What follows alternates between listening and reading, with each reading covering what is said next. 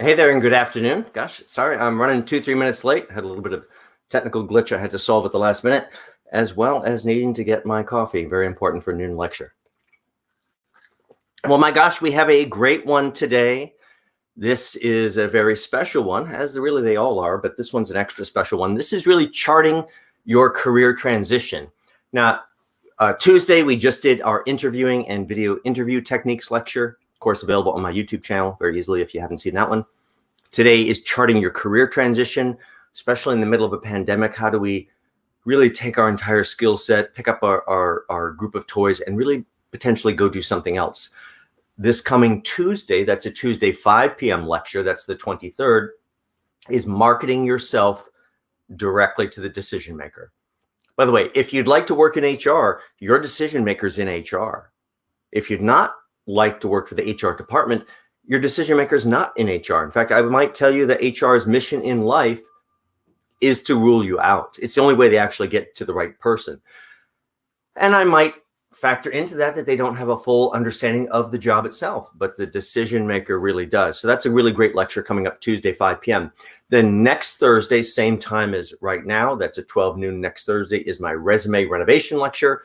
All the things you really need to do to make your resume sing. Now, of course, I really thought I had that up on screen. Sorry about that. Let's go back so I can see that chameleon again. Let's see if we can get back and just show you those dates one more time in case you didn't see them. There we go, coming right up here. So as we wait for this to do whatever it's going to do and those dates are going to come up, you know, when we begin to think about doing something else, we are in a little bit of a mental box that we've created. So many people look at our background and they cast judgment on us. Well, you can only do this. You can only do that. I only see this in your future. You know, I've reinvented myself over my career many times. I'm a big believer that we can pick up our skill set and go do something else. We just have to be brave enough to do it. And we have to borrow a little technique from these guys over here, these guys. We have to learn how to be a little bit of a chameleon while still being truthful and still representing ourselves and our brand and our integrity with a genuine way. So as we think about how we're going to kind of plan this and go forward, let's give it a little negative reinforcement. You can't do that. That's what everyone says. You can't compete with those people. You can't beat those best people that already have that track record. Well, get over all that negative commentary and put it aside. Everybody has a first day in some new role, in some new profession. And how did they get that chance? What was it that inspired the decision maker to really give them that opportunity and open it up for them? In case you haven't seen me before, John Crant, author, career coach, and speaker, resume and LinkedIn guru. Let me tell you a little bit about my background. Now, it's important that you understand everybody's background that is teaching you something, so you understand how to parse and value that information, figure out what aligns with your same direction, and leaves you in control of how to utilize that information. So 7 or 8 years as an outside headhunter on a desk. That's a typical headhunter recruiter has to go into the competitor company, lure them out. It's very similar to the glorified dating guru, a millionaire matchmaker. Very similar, very similar. 3 different disciplines on a desk. 2 of those I did national market. Simply means I never met anyone, didn't meet a candidate, didn't meet any hiring managers. Every single thing over the phone, lots of placements. It all happens in conversation. You know, sometimes we get that phone interview. We're like, oh, I got an interview. Well, it's a phone interview. It's a phone screen. Okay, I guess you've already decided what's going to happen for you on that phone interview. You're going to be screened right out. Every conversation is an interview, a chance, an opportunity, and you have to look at it that way. Spent 3.5 years of the entire time in recruiting as the national trainer. So we had a 100 office recruiting system, and every office that would hire potential recruiters, they'd come into my 90-day program that would teach them how hiring actually works, which is not how people think it works. Because if it worked that way, we wouldn't need lectures like this, and you wouldn't need career coaches, you wouldn't need resume writers, and all those fun things that kind of help us be better than we think we can be on our own. Besides that whole piece, ended up being VP over all 100 offices before really departing and doing what I do now for the last 10 years. And that is I give lectures in a non-pandemic world for New York Public Library, although I have a virtual one coming up for them very, very soon, next week or the week after. for New York State Department of Labor, a couple different locations there, Goldman Sachs 10,000 Small Business Program, Harvard Business Club of New York City, CUNY, a bunch of other places, on and on and on.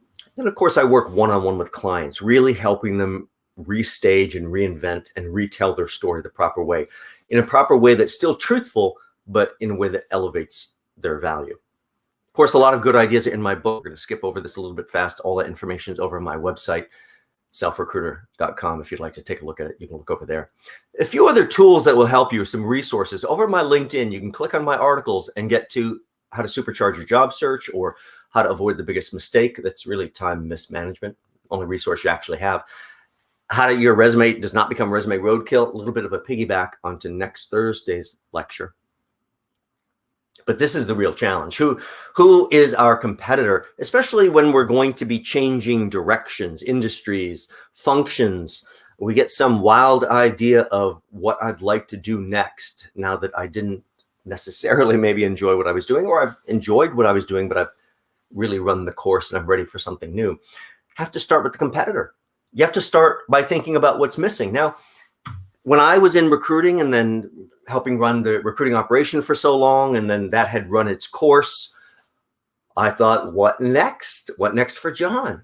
And I'd reinvent it myself many times, but suddenly I'm like, well, now what? Same kind of position most job seekers are in. You feel worth a little less, probably not quite as confident, all those things for who knows whatever reason, because we're looking for work and we're now being judged. So you have to start with who's the competitor. So when I was looking forward to being what you see right now, I looked at some of those folks out in the field, some of the higher profile ones. And of course, I go right to the top. I'm looking at Tony Robbins, Stephen Covey, all these people that maybe whose brands are much higher than mine is at the moment. But that's who you're going to learn from. You're going to learn from people that seem to be at the top of their game. Good lesson, by the way, in taking a close look at the competitors. First thing I learned was not to be afraid. Now, Tony Robbins may have more money than God, but when I looked at his website about 10, 11 years ago for research, I was appalled. How can someone that has access to so many resources have a website that essentially communicates nothing? Now, I'm sure he didn't think it communicated nothing, but really, in looking at it, analyzing, I'm like, wow, this is terrible. I can put a website together much better than that, so I can compete on that level. Oh, he's got a book. Several books. I can write a book, so I wrote my book. But you also need media quotes and all those other things to begin to elevate.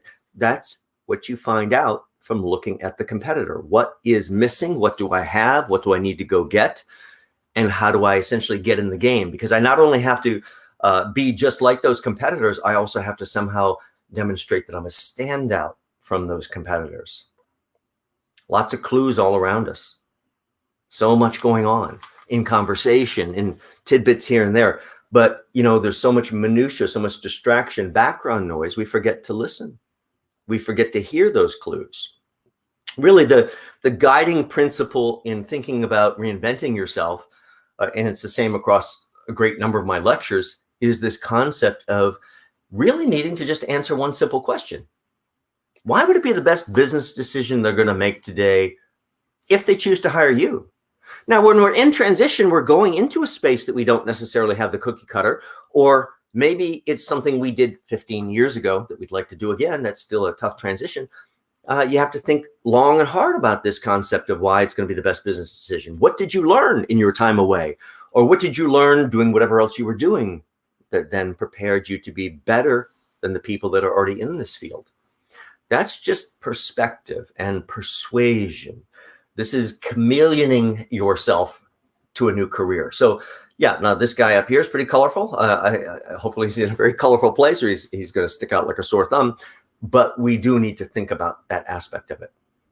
Today's lecture, as with all my lectures, it's really about one thing. How is it that you're going to become a self-recruiter? That is one great recruiter that only works with one totally amazing candidate, and it's you. So you have to be that sales representative for yourself. You have to be the person that is the product themselves. You also have to be the strategist, the cheerleader, the person that picks yourself up with the bootstraps. You have to do it all.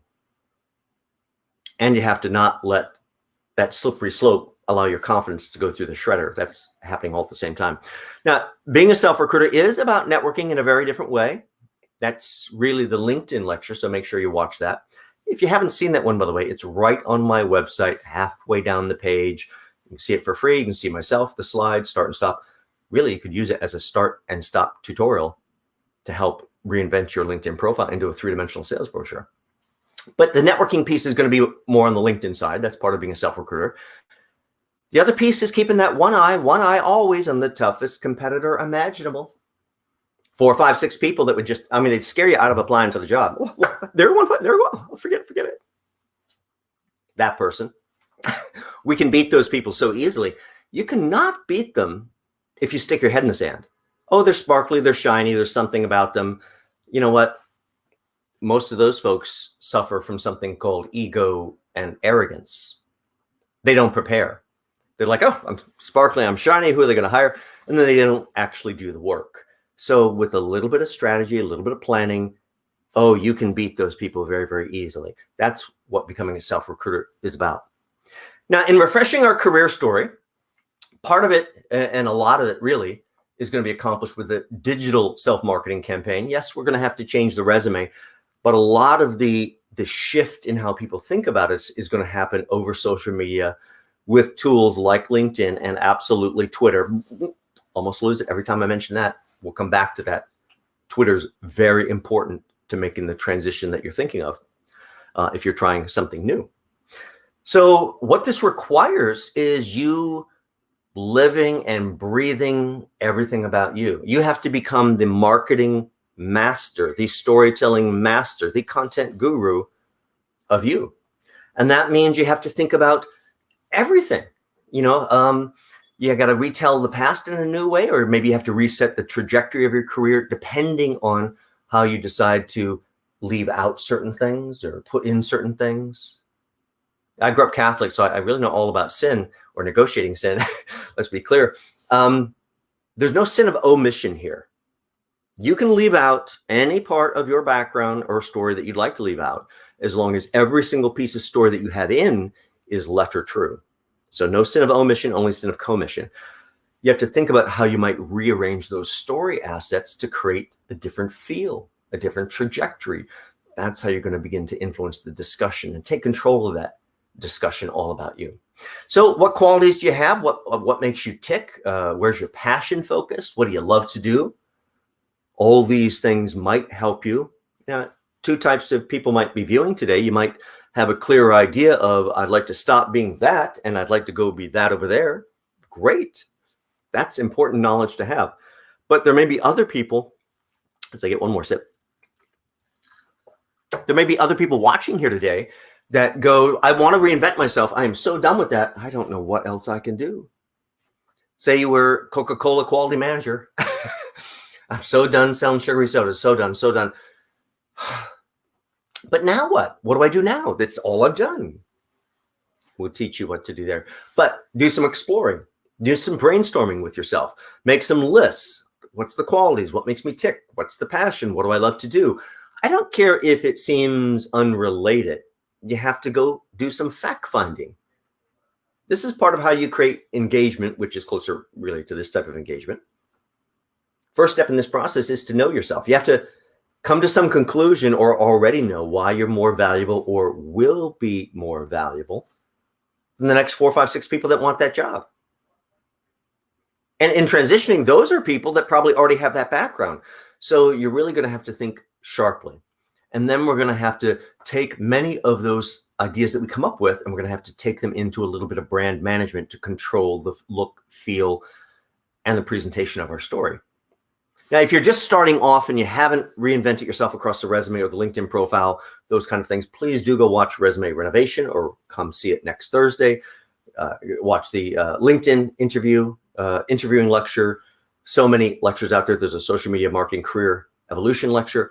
All of them will help you.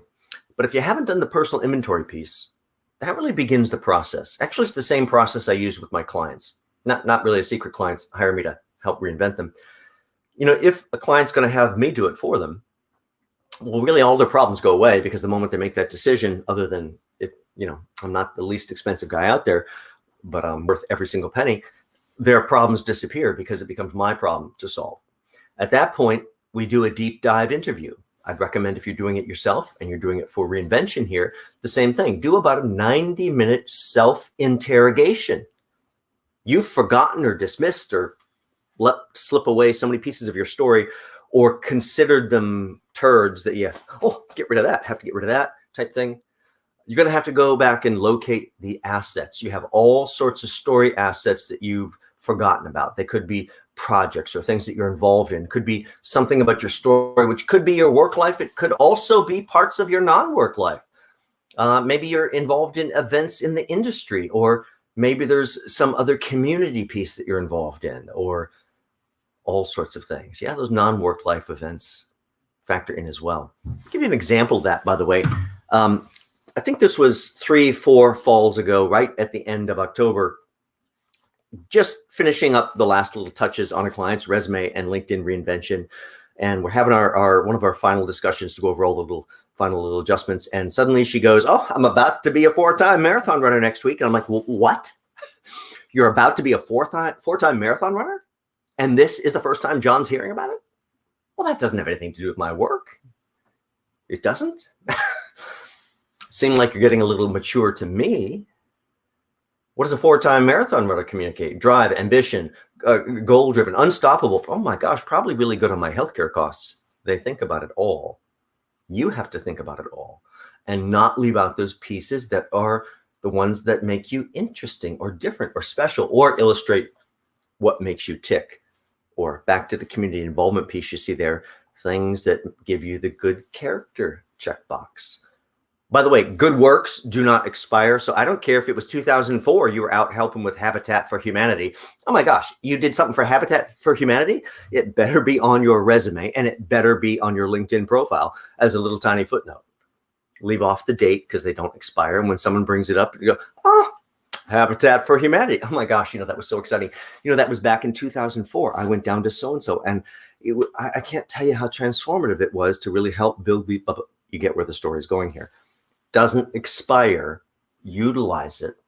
That's how you build tighter chemistry. Before we go too far today, let me just give you two answers to the biggest question: is why people hire. Yes, please be capable, qualified. We wouldn't even remotely consider anybody that didn't hit those benchmarks. But that has nothing to do with the decision. I don't hire you because you're capable or qualified. I hire you because I like you. I get you. Because I have to spend my waking life with you if I hire you. So I want to know what drives you, what makes you tick. And if sometimes that's the non-work life, yeah, that's why that stuff tends to factor in there. So go back and rediscover really all the things you can use in brand management. You got to know the product before you can think about how to sell it. And you have to sell your product today, as distasteful as that may seem. So we also have to know our target market. Now, if we're reinventing, we're going into some new direction, we're transitioning. It's not the same playing field you've been used to. So think out of the box. What do I offer? What do I have? Where am I passionate about? Who would benefit most? Because it's a date. It's always a date. So who would benefit most? Not where do you want to work most? Well, a little bit, but keep that to yourself, help you stack rank on that side. Right now, we're really looking for who would desire my background most. That really may not understand why they desire it, but I have to go, who could benefit? So yeah, I have to think about that. I have to think in terms of my skill set or other things that I may bring to the table. And then it is your job to sell your assets off. Let me clarify there. I certainly do not mean to misrepresent or mispresent about your background. You need to be capable and qualified for what you're going after. But a lot of those folks you're competing against are blowing smoke, unfortunately. They talk the good talk, but they don't bring the experience. So if you know that you are the one, anything you are weak on, you will double or triple your efforts on to knock it out of the ballpark. You owe yourself to get in the game. And that means you got to get out there with a little bit of bravado and sell. Now, probably sensing a little bravado here today because I really do enjoy speaking to audiences. But in reality, I'm shy and introverted. Which always makes my friends burst out laughing. They've just never seen it. Yeah, we'd love to see that, John. You know what? You should have met me a few decades ago, because I grew up very shy and introverted, and so shy, in fact, I could blend into the paint on the wall. Never got bullied because of that. There was another great skill of blending into paint on the wall. But that sets up a different problem that you have to get out of someday. So this is a long way to tell you that, gosh, do you think I was comfortable getting into recruiting? Do you think I was comfortable having to sell? Ooh. Persuade people? Oh, I would want to vomit. But our job here, our job in career, is to sell. Our job is not to be the pretty little flower. Oh, no, I'll just be a pretty little flower. They'll just pick me. They'll just pick me. They're not going to pick you. They're not going to pick you because they're waiting for you to stand up and recommend yourself at some point in the conversation once you've built enough rapport and trust. We'll show you how that works. So we have to get used to our news story. We have to get comfortable with our news story. We have to talk till we are blue in the face, into the mirror, very likely, or maybe even into a little video camera to practice until we're blue in the face. And as I mentioned, video camera, you should really watch that interviewing lecture. There's a lot of camera work that I talk about in that.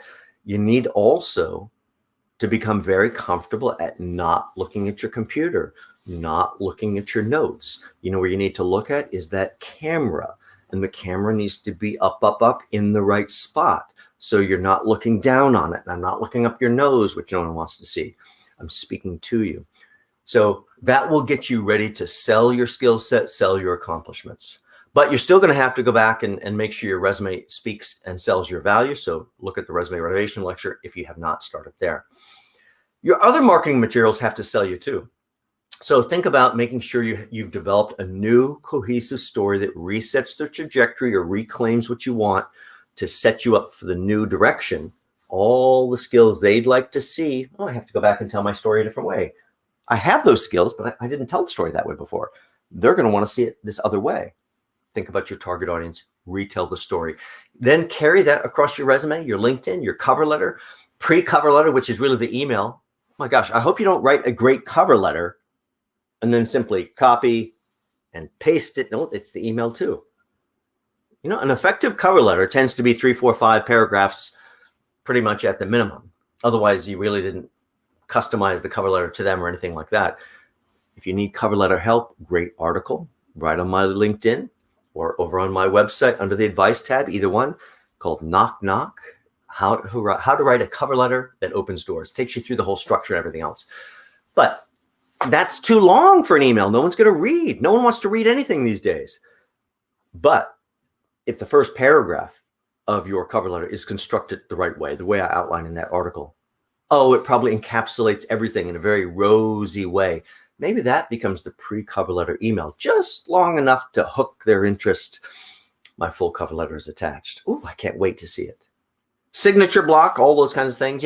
Signature block, if that's confusing to you, when you open up a new email, is it blank?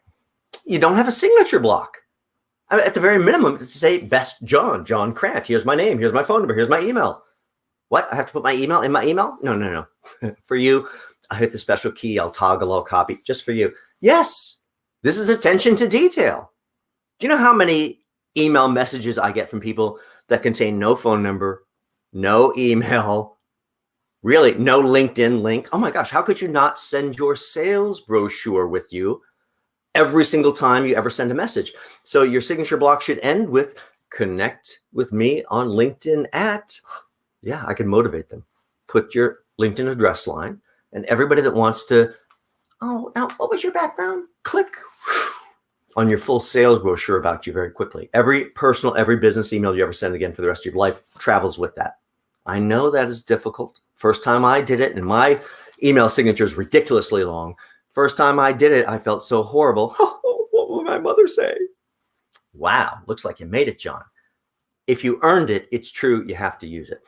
Also, concepts like a leave behind. Now, if you've ever been in sales, we know what this is, but if you've not been in sales, it's exactly what it says. It's something I leave behind so that there's something that continue to sell. There may not be too many physical leave behinds these days because we may be doing remote interviewing for the most part. But right afterward, I could leave them a leave behind by emailing them a PDF of my leave behind. A lot of good stuff there. One of the resources that'll help you, of course, there's that LinkedIn lecture, as I said, right on my homepage, halfway down the page, start, stop, see me large, see the slides large, really start and stop tutorial that's going to help you quite a bit. Now let's get ready to rumble. Effective outreach. I could have random outreach that nobody responds to, and that's a waste of my time, the only resource you have. So we have to elevate our outreach to an effective level.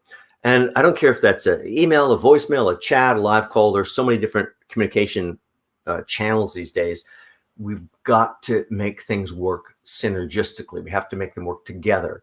We have to support whatever we do through our communication channels by also having the right mix of social media that supports the story or the new direction we're trying to go to. And for that side of it, absolutely, it's LinkedIn, but it's very likely Twitter, could be even Instagram, especially if you're in creative. By the way, I'm not in creative. Well, I am in a way, but really it's not technically called creative, what I do. But I use Instagram.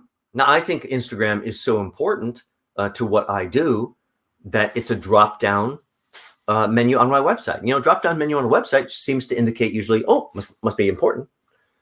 If you go and look at my Instagram, you're going to see absolutely nothing about what I do professionally. Why is it there? What makes you tick? Why are you interesting? It applies to me as well. When you're going to hire a career coach, yes, of course, you want them to be capable, qualified, and that correct resource, but you also want to get them. Who are they? Well, I like this person. And so what you see on my Instagram is me hiking up the Hudson Valley or climbing Half Dome out in Yosemite or almost dying out in the California desert a year ago, August, because I was out there in that one location one day, and I had found this amazing hike through these, I don't know what you call them. I forget what you call them, but basically carved out little things all in the stone that are sometimes filled with water when it rains. So I'm out there at 108 degrees. All the advice said, don't do this in July and August. But, you know, it's the only day I'm there. My heart was going, but it'll be life-changing. It could have been life-ending. And so we go on this hike, and unfortunately, once we got up to the plateau where there was really no sun cover at all, took a wrong turn at 108 degrees and added 2 extra miles. And boy, by the time I got to the end, my heart had been racing at about 180 beats a minute for the last hour, just out of control, overheating, almost didn't make it out. Very glad I did, even with as much risk planning as I take. But I failed to calculate, even comprehend the body's inability to cool itself. That part I just didn't understand.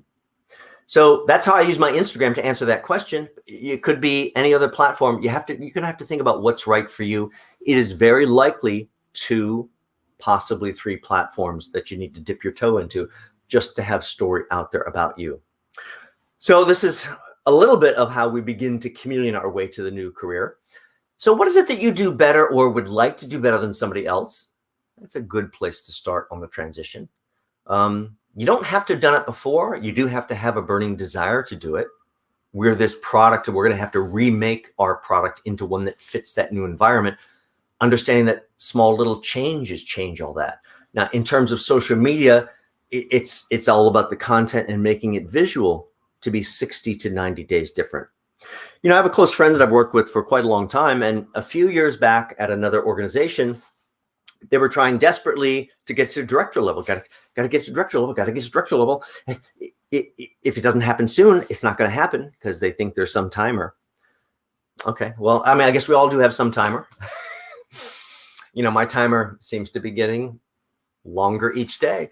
But you know what? I don't live in a world where I think my timer's up tomorrow. That's not my frame of reference. My gosh, my dad lived to 91, and that was without exercise. And I exercise. So unless I get hit by that darn bus, which could happen, I hope it doesn't. But unless I get hit by the darn bus, I got a lot of years left. This isn't ending anytime soon. So I don't think in terms of that. I don't think you should think in terms of that either. Seniority is an asset to sell, even though they're going to try to make it be a negative. But that's an asset to sell. So this person, my friend, had been coming in second place twice in a row. Second place. Well, first off, let's have some perspective. Do you know what second place is? A winner. Do you know what third place is? A winner. You do not come in first, second, or third unless you are a winner. They just didn't pick you. In fact, if you were second or third, you know what?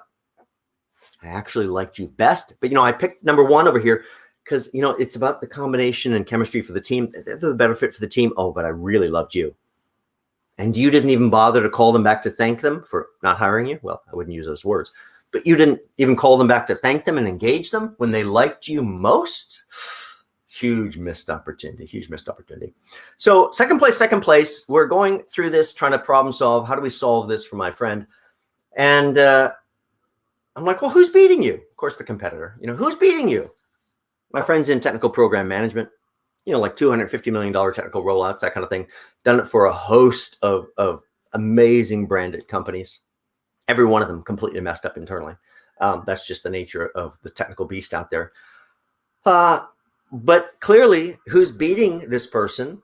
Now, my friend came up on the sales side, by the way. Very good talker. It's also why the clients love them and out of the ballpark all the time. High level emotional intelligence, high level to engage. Clients love this person. Years ago was not technical. Many, many, many years ago. I won't even say how many, but many, many years ago, they actually used to report to me or dotted line report to me. Actually reported to their sales manager, but dotted line reported to me for some sales. And at that point, they were not technical. In fact, it was like, now, show me this copy and paste thing again. I'm like, whew, that is not technical. They've become very technical. They're knocked out of the ballpark for all these brands. They've missed countless rounds of layoffs, value being delivered. But second place. Who's beating the people that came up on the technical side before moving into technical program management?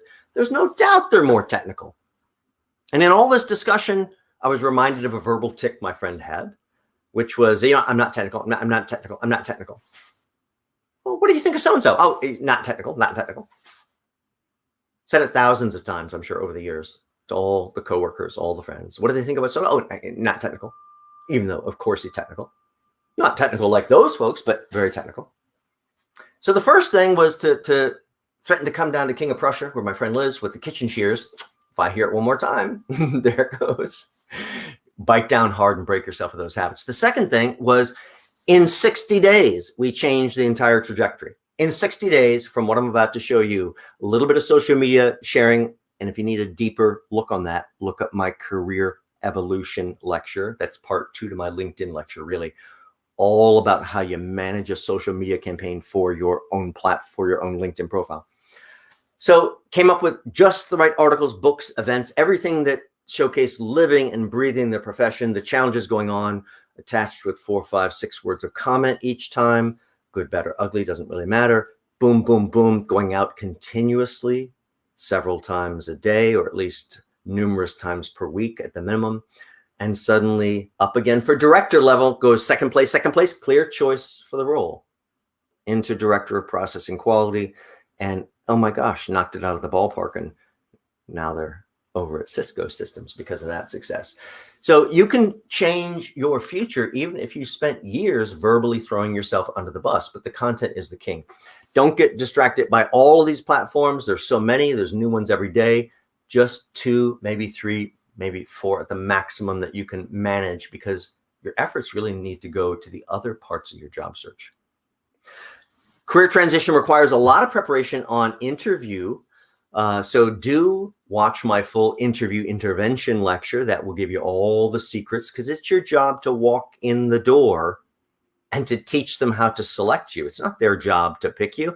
It's your job to teach them how to pick you. That means we're really going to have to be really prepared for the interview, prepared for the challenge, not simply dressed for it. We all have to get dressed. That's not it. So yeah, absorb this concept, teach them. It's my job. I have to go in there and educate them how to pick me out. But you're going to have to know your own story. You're going to have some excitement about it. So do tune in to the interview intervention lecture. We're not going to go over all that here. That will help you tremendously. Back to the competitors. Who are these people?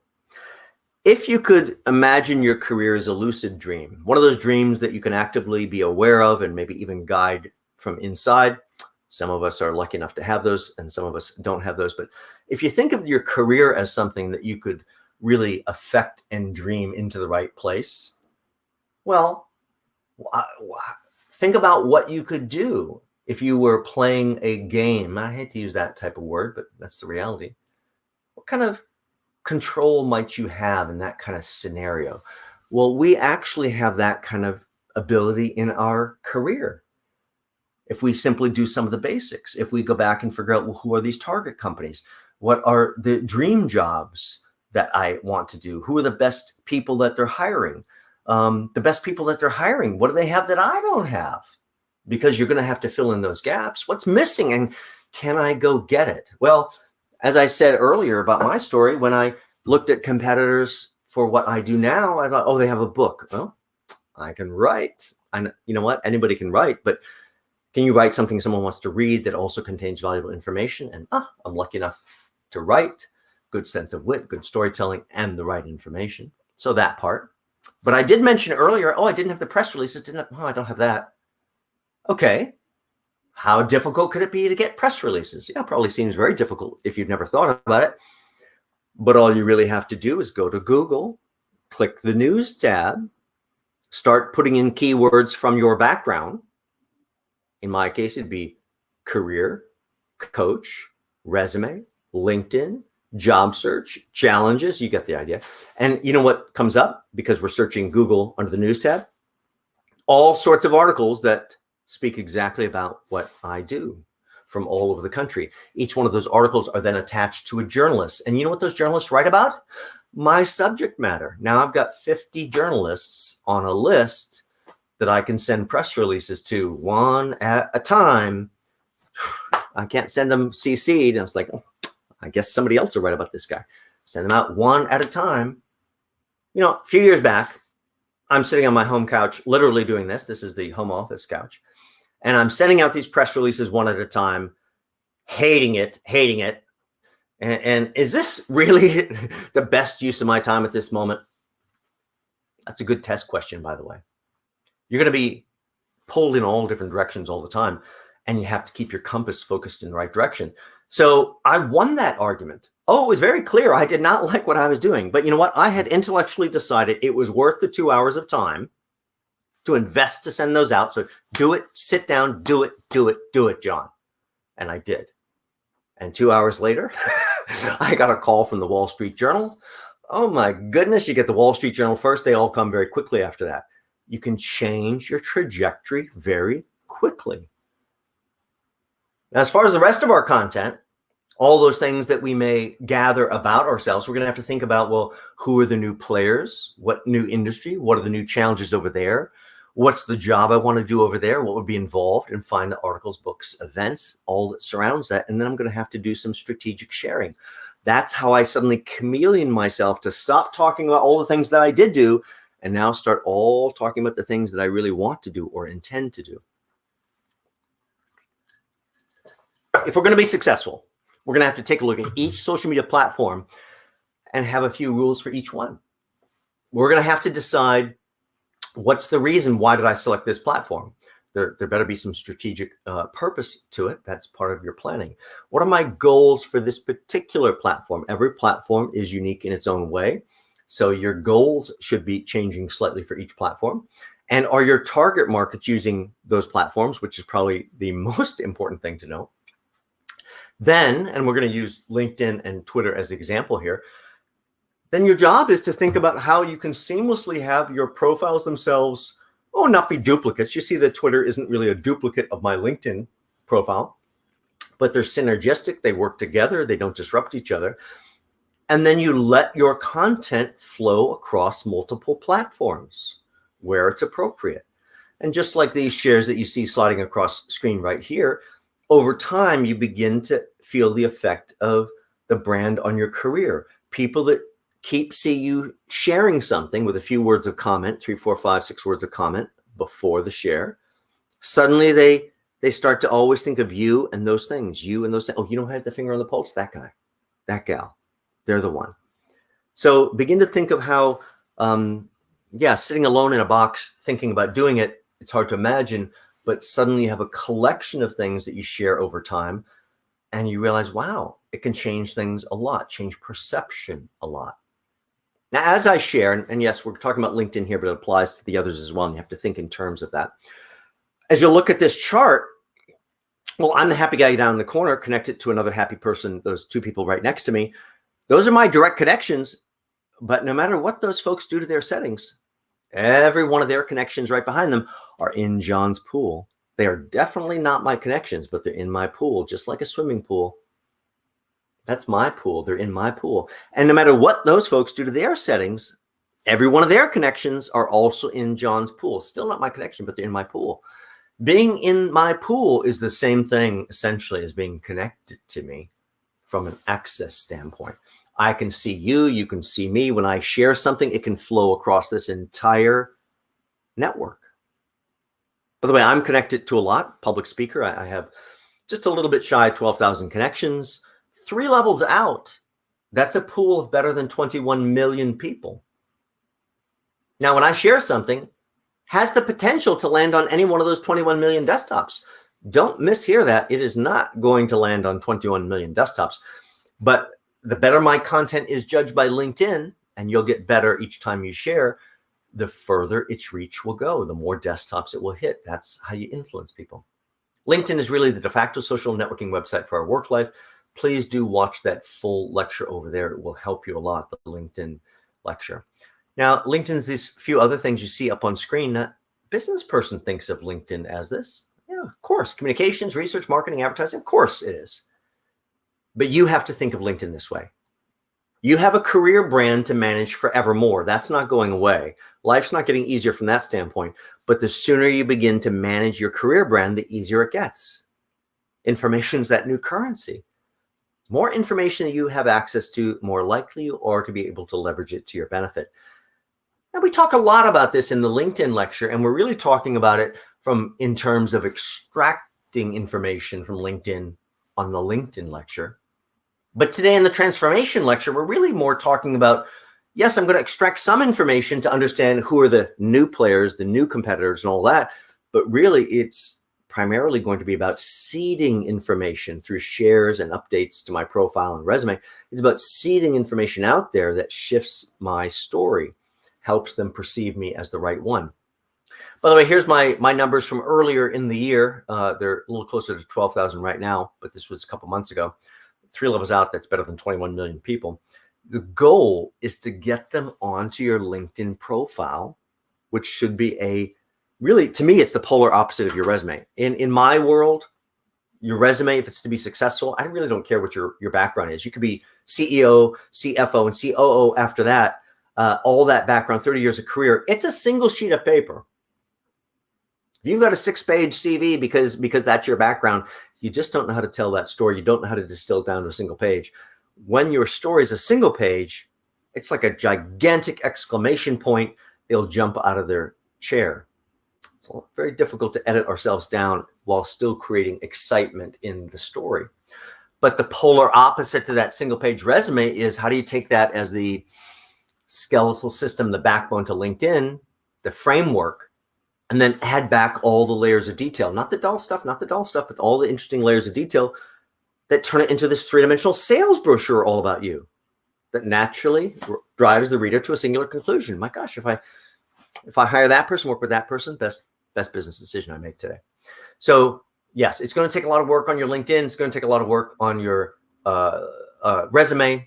On the LinkedIn side, especially in transition, you have to look like a mover and shaker. That means you have to get to 501 connections. I'm sorry, 170 connections aren't going to do it because your competitors are 500 plus, 500 plus, 500 plus. 170. What is it they don't know? Well, the others seem to have their fingers on the pulse, have a command of a contact list that must be amazing, or if we're up in that generation, amazing Rolodex. You're going to have to shift perception. What you do on LinkedIn also, on the visual side, a lot of opportunity to add visual elements can, again, change perception. Now, I'm in a lot of these visuals because I'm a public speaker, but I imagine most of the individual job seekers aren't going to be in too many of their photos, but they will be photos from their work life or from players in the industry or things going on in the industry. It's all about living and breathing your field. Now, let's think about how we're going to accomplish this. There's a social media share plan. This takes about 2 hours of homework. Now, this is in addition to reinventing your story and correcting the trajectory on the resume and LinkedIn. But then you have to market those changes out there. The people have to see that you've become this new person. Where is the evolution of you into something else? So that requires 2 hours of homework. Then it only requires 2 total minutes per day to manage. Want to see a much longer talk about this one in all the little detail? It's called Career Evolution. So look that lecture on my YouTube. So we're going to build a content list essentially of 25 or 30 items ready to go. Mix of articles, books, events, all the things in the new direction. What events, conferences are happening in the new direction over the next 30, 60, 90 days? What is out there in the media, no matter what kind of media. And I'm going to select those things. I'm going to essentially put a few words of comment. By the way, if you want to change fields, a great thing to share is a best practices technical white paper on the new role. By the way, you don't have to write these ever, really. Someone already wrote the best way to do your job. Go out and find any one of those. Doesn't really matter what it says or anything. Good, bad, or ugly, you share it with your opinion. What a great take on best practices for exactly what I'd like to do. Not sure I agree with best practices for exactly what I'd like to do, without saying like to do, but it's going to be exactly what you'd like to do. Or couldn't disagree more with best practices for exactly what I'd like to do. You can take any stance you want, but you have to have an opinion. If you just share without an opinion, you're a random share. It has no stickiness to you. You need to do this like breathing 4, 5, 6 times a day. You can do in 2 total minutes. Wake up, get the first coffee, copy, paste, share. Second cup of coffee, copy, paste, share. Lunchtime, copy, paste, share. I'm a coffee hound in the afternoon, copy, paste, share. End of the day, copy, paste, share one more time. 2 minutes out of the total day if you just do it in advance. So we have to think like a storyteller. Now that word gets bad rap. We tend to think of people inventing story. That's not what we mean. I can tell you the same story that's still truthful in a very dull, go to sleep way, or I can tell you in a way that's captivating and interesting, still truthful. This is a date. And as much as you're there to sell you, talk about you, this is about getting them to fall in love with you and your skill set for what you have to offer. So yeah, we're gonna showcase our career assets by how we tell the stories and what we share. We're going to allow ourselves to put on very, very rose-colored glasses, kind of like you're sitting with a dear old friend you haven't seen in 5 years, that warm relationship that is there. Very, very important. And it's your job to set the stage and the atmosphere. Maybe even sometimes putting them in your eyes and having them, look right out and see what they see through your view. All this is nuance. All this is influence. All this is figurative, gentle little nudges to get them to suddenly move things forward. Let me share a few shares with you just so you can see what I've shared in the past. And yes, these are all about what I do. You have to think about shares being all about your field, your company, the challenge, all of that. So let me just bring these a little center stage. You can see them a little bit larger. I'll get a little bit more tiny. Oh, there we go. So up in the top left here, first year I was up at Rainbow Push Wall Street Project. I'm standing up on stage next to the Reverend Jesse Jackson going, how does this happen? How did I get here? The good and bad in life happens all at the same time. We can't really control that. As exciting as that week was for me, because I'm like, wow, how did I get here? Amazing.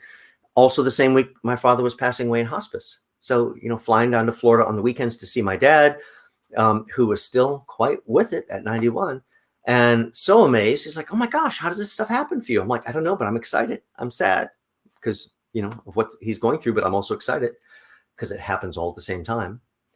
And so the picture you see here, I'm glad it's a little bit of a small one because I'm extremely stressed in that picture because of everything going on. But you know what? Yeah, I'm standing right in front of a wall. Opportunity's knocking. I can't, I'm having a bad week. Can I come back? No, there's no coming back. This is the opportunity. So, that particular day, I had about 2.5 hours sleep. I certainly did look it. I also understood that's my opportunity. They had invited 5 career coaches for a roundtable discussion, Q&A. I'm like, oh, sure, I want to be involved. Why not? And then they were going to give us each 13 minutes. I'm like, oh my gosh, 12 minutes, 13 minutes, whatever it was, 12, 13 minutes. I'm like, so generous. What can I do with 12 minutes or 13 minutes? Well, I can do quite a bit. And understanding who the audience was. And of course, my father was a Catholic deacon. I saw him up in the pulpit every Sunday. I thought, I think I know the energy this audience is going to need. And I went evangelical in my approach. I gave a 12, 13 minute power pitch to motivate them with 40 slides just flying behind me. Not like today's, but just flying behind me unattached. That made sense. And then I got the very first question, and I got 30 to 35% of all of the questions.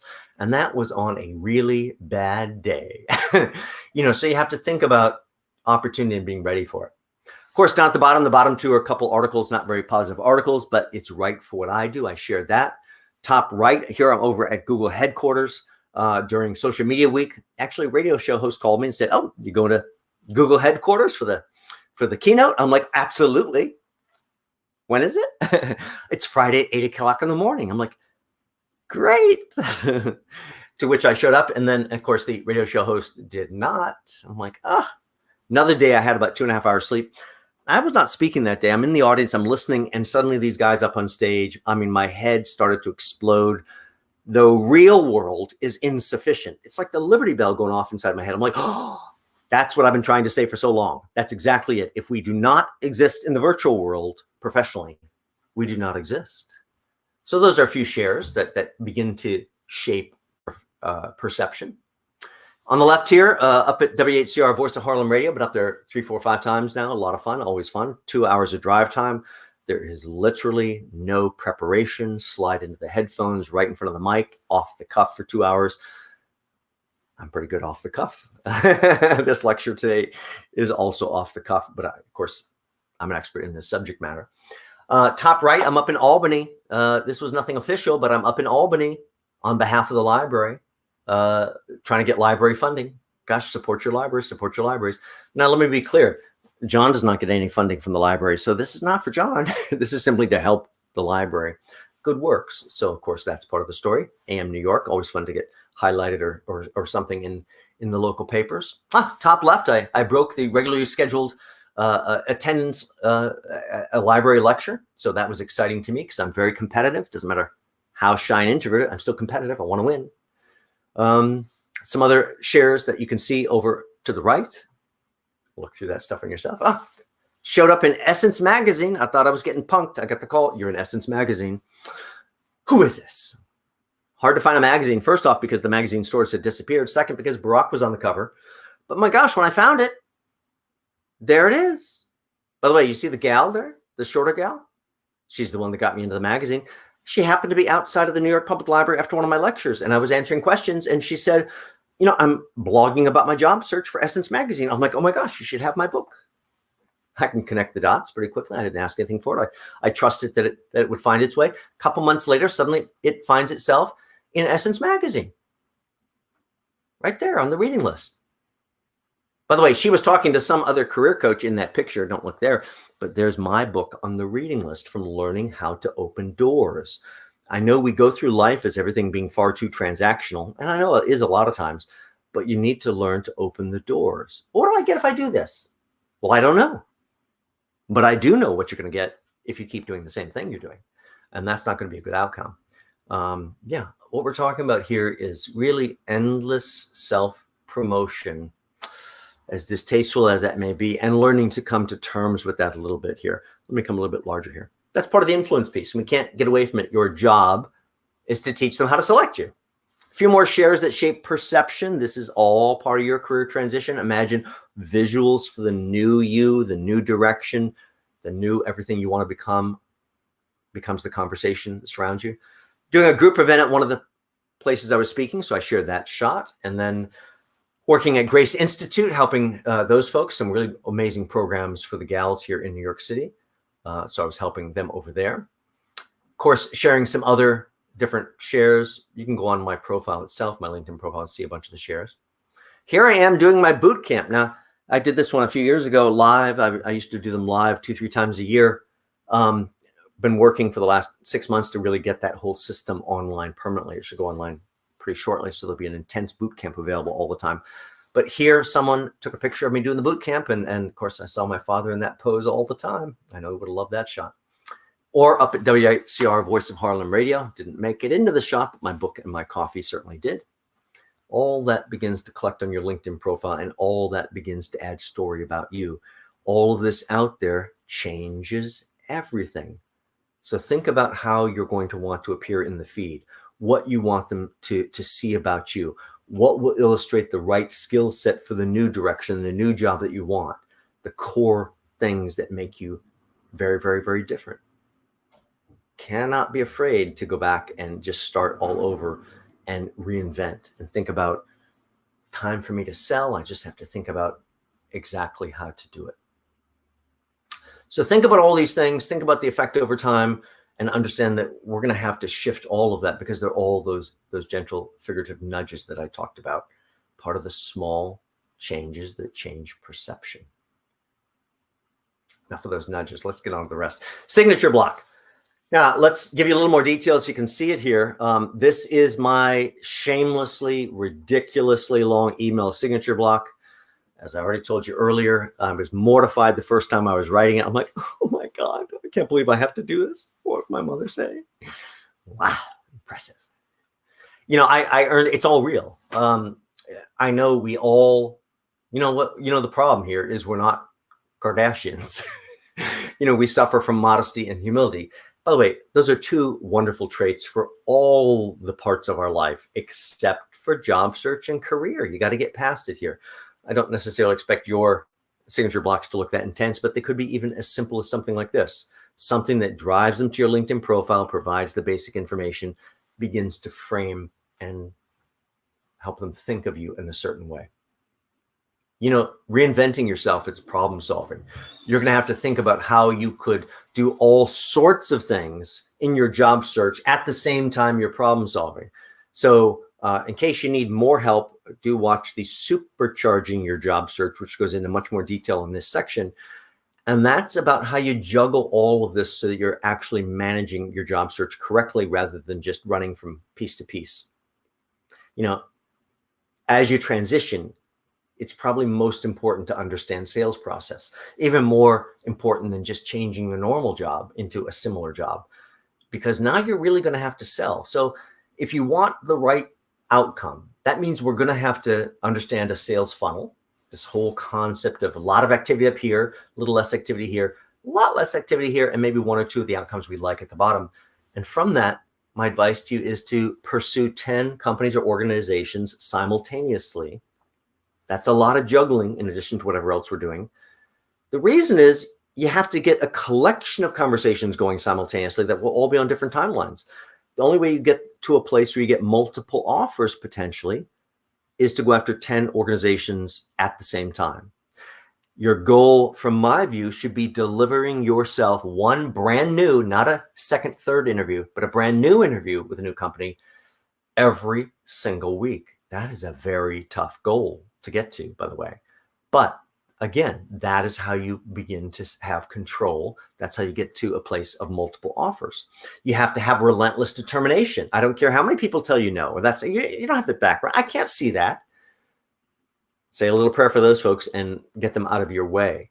You have to be friendly, optimistic. You have to have excitement, but you're also going to have a plan to actually make this work. So if you think about all the individual elements that have to happen in a true job search, again, much more detail on the Supercharging Your Job Search lecture. This is an incredible amount of activity, which can also become an incredible amount of distraction, could keep you from reaching your goal if you don't organize it and control it. I do want to share with you just a couple concepts, from LinkedIn and from job search in general. I believe in using LinkedIn to sit and do a reverse search of our target companies. So the first step would be to come up with these, say, 30 companies overall that I want to go after. 30 companies I'm dying to work for in this new direction, dying to work for. Then I'm going to have to select 25 to 30 individuals at each one of those organizations, like I teach in detail in the LinkedIn lecture. Just watch that. Reverse search those people, pick people up the food chain, down, left and right into a surrounding department or two. Open their profiles, which triggers a marketing event on LinkedIn of having looked at them. Ask them to connect. Don't wait for the answer. Answer is irrelevant. This is a sales process. Ask them to connect. Basic message that says, you don't know me. I'm professionally appropriate. Includes a little stroke to the ego. Sounds like this. I like to connect with other professionals in our niche or niche, depending how we like to say that. And comma, of course, I'd love to add you to my professional network on LinkedIn. So we send off that ask to connect, 25 to 30 people. This is beginning to warm up the audience behind the firewall of the company. These are people you might likely interact with each day. Then out of that pool, without waiting for any answer, out of that pool, I'm going to pick the 3, 4, 5 decision makers that I think would somehow be involved in the conversation for a person like me.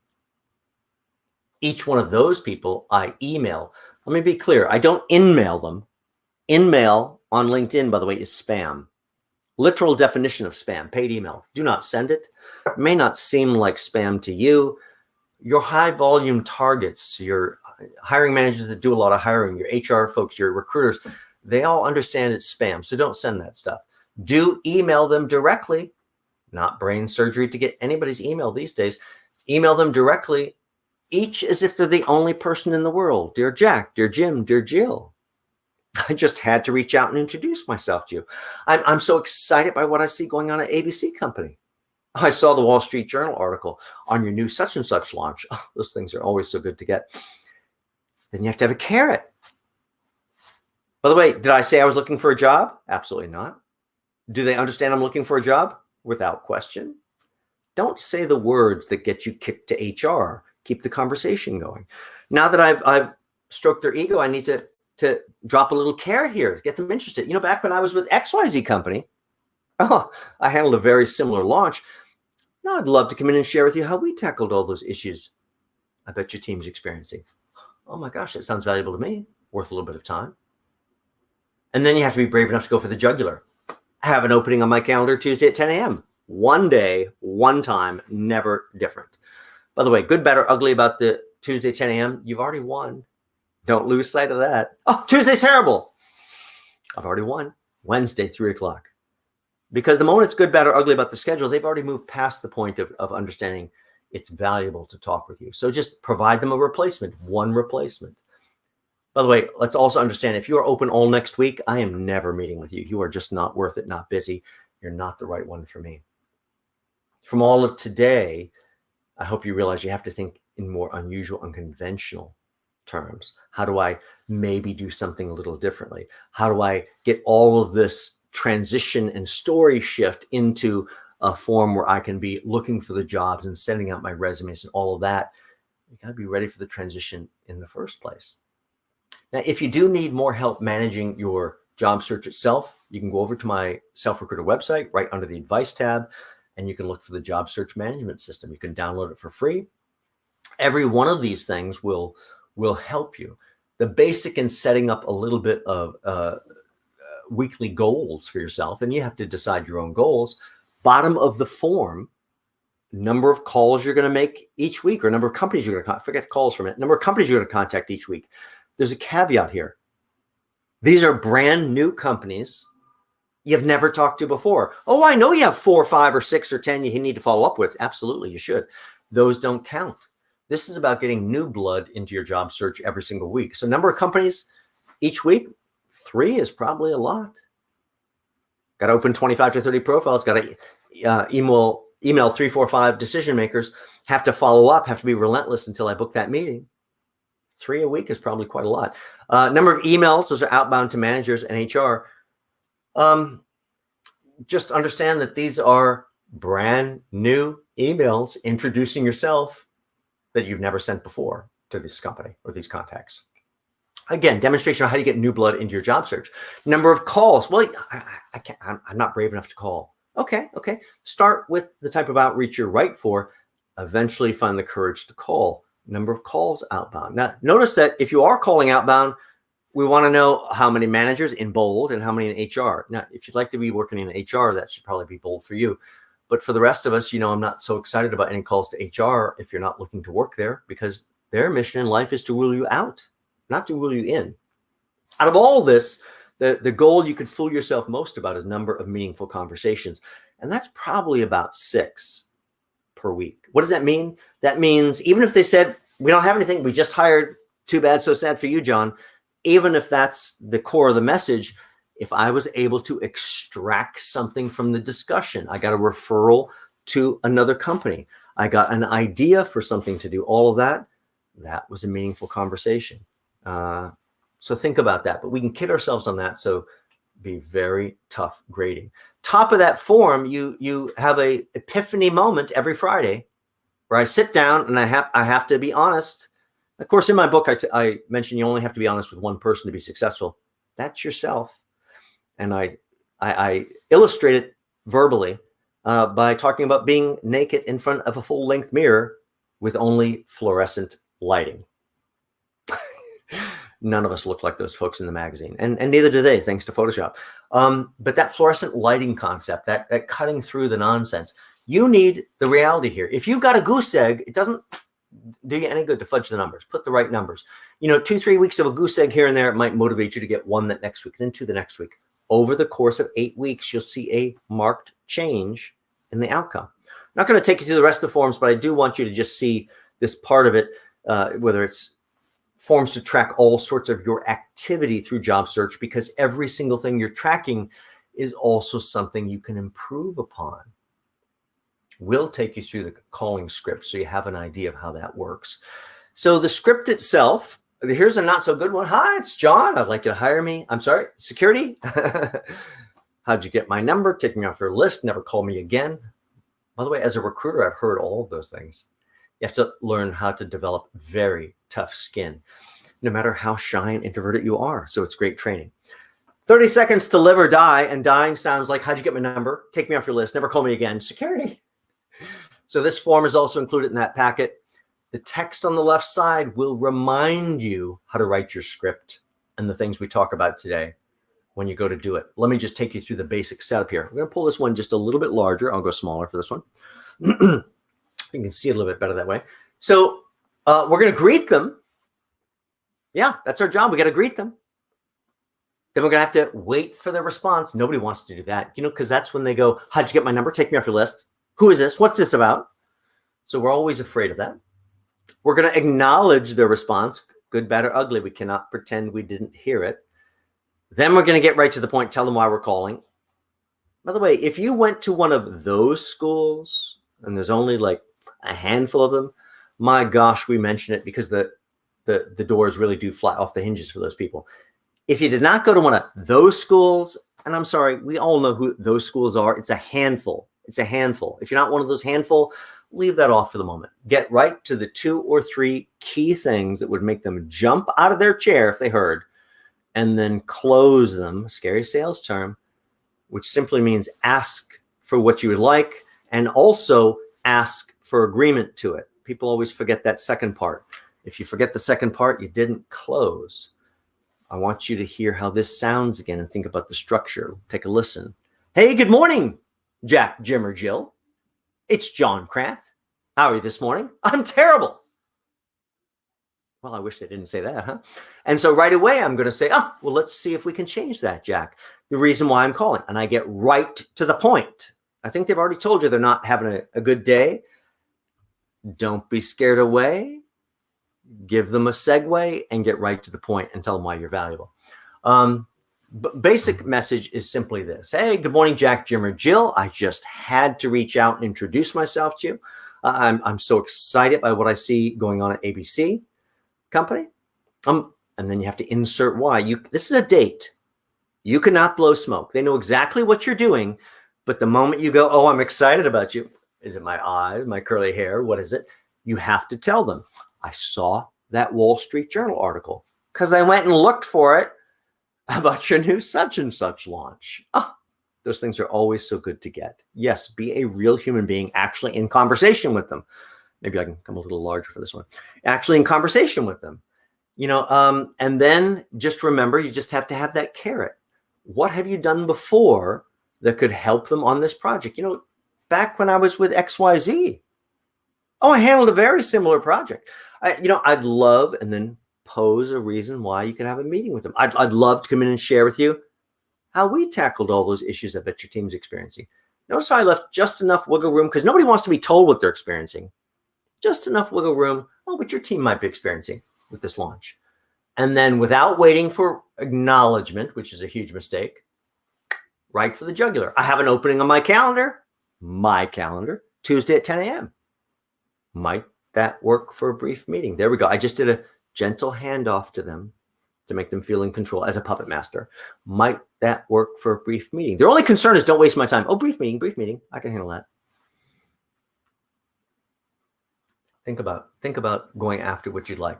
Their job, by the way, is to push back. Your job is to overcome that pushback and to sell and persuade them all about you. So let's get ready. We have to have all of our ducks in a row. We have to understand where we'd like to go. We have to understand that target market. We have to reshape our story for that target market. And we have to be persuasive and confident while we're doing it, even into an area that we don't necessarily have the experience. You're going to have to take the first step or your very next step and learn to repeat to get your job search engine going. A lot of tools and resources over on the website, selfrecruiter.com, that'll help you as well. So do be sure to check that out, and it will be greatly appreciated. Remember, you can see all my lectures over my YouTube site quite easily. You've got the interview one from this Tuesday that we just finished. Today's lecture, Charting Your Career Transition. I'll be back on this next Tuesday. That's a 5 p.m. lecture with marketing yourself directly to the decision maker. And then next Thursday, same time as today, 12 noon, resume renovation. Let's begin to fall in love with this little guy here. Charting Your Career Transition. I really appreciate you guys joining in today, and we'll see you soon. Take care.